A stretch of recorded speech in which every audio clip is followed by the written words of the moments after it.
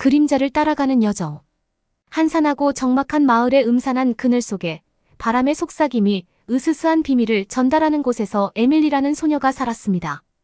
그녀는 미스터리한 존재로 버려진 거리를 홀로 배회하며 용감한 이들의 뼈가 소름 돋게 하도록 했습니다. 지역 주민들의 전설은 에밀리 가족에게 닥친 비극을 말해주었고 그 비극은 에밀리의 삶에 어두운 그림자를 드리웠습니다.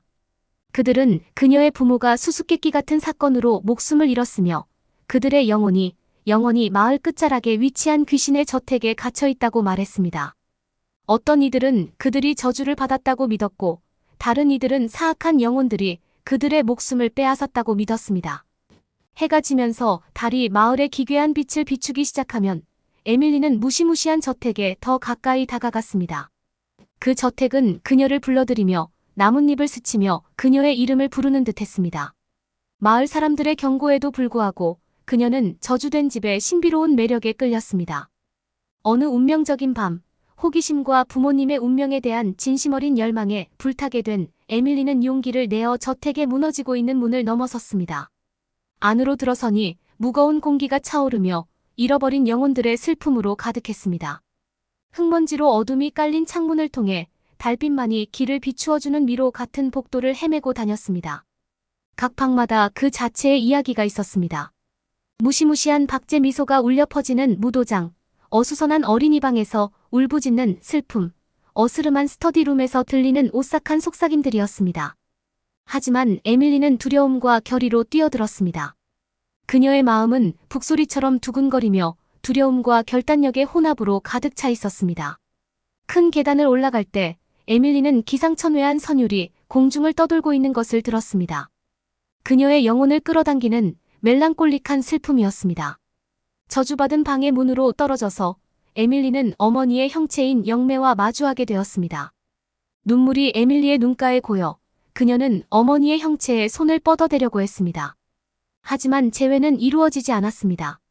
그녀의 손가락이 유령처럼 보이는 형체에 닿자 차가운 추위가 에밀리를 휩싸았습니다. 그 방은 사악한 에너지에게서 생명을 불어넣으며 에밀리는 산자와 죽은 자 사이의 미묘한 균형을 깨트렸다는 사실을 깨달았습니다.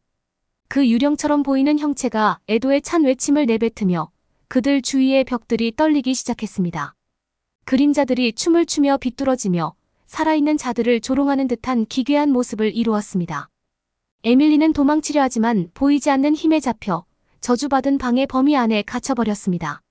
절망 속에서 그녀는 마음속에서 속삭임을 들었습니다.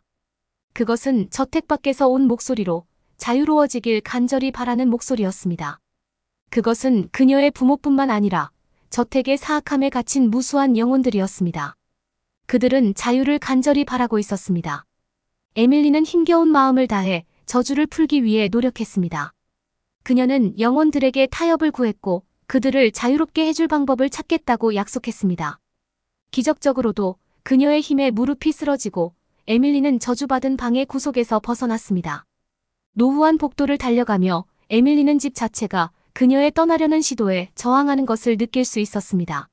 하지만 그녀는 결심하고 저택의 문턱을 넘어섰을 때 그 안에서 환하게 빛나는 번개가 발생했습니다. 그 광채가 가라앉으면 저주받은 저택은 사라져 빈 땅만이 남아 있었습니다. 갇혀있던 영혼들은 드디어 평화를 찾아냈습니다. 이 모든 일은 에밀리의 용기로운 행동 덕분이었습니다. 그날부터 에밀리는 어둠에 맞서 싸워 영원한 고통에서 영혼들을 해방시킨 소녀로 알려졌습니다. 한때 황량하던 마을은 다시 번성하기 시작했고 에밀리의 용기에 대한 이야기가 속삭임으로 전해졌습니다. 하지만 가끔 어두운 밤에 희미한 멜로디가 여전히 공중을 흘러다니곤 합니다.